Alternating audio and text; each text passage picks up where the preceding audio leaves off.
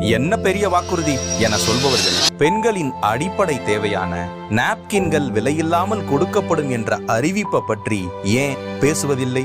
யாரால் இப்படி ஒரு வாக்குறுதியை கொடுத்து விட முடியும்? இல்லை சிந்தித்து விடவாது முடியுமா?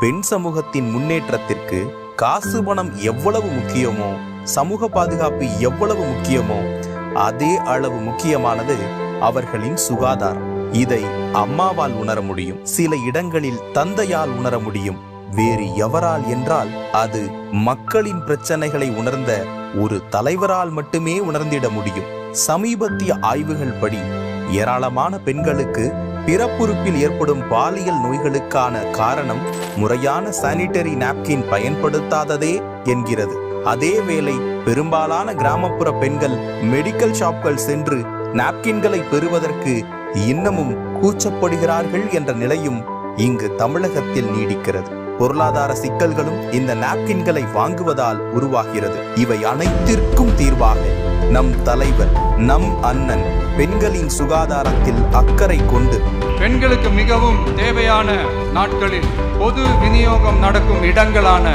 ரேஷன் கடைகள் மற்றும் பள்ளிகள், கல்லூரிகள் மூலம் அனைத்து பெண்களுக்கும் விலையில்லா சானிட்டரி பேட்ஸ் வழங்குவது உறுதி செய்யப்படும் என்ற வாக்குறுதியை அளித்துள்ளார்.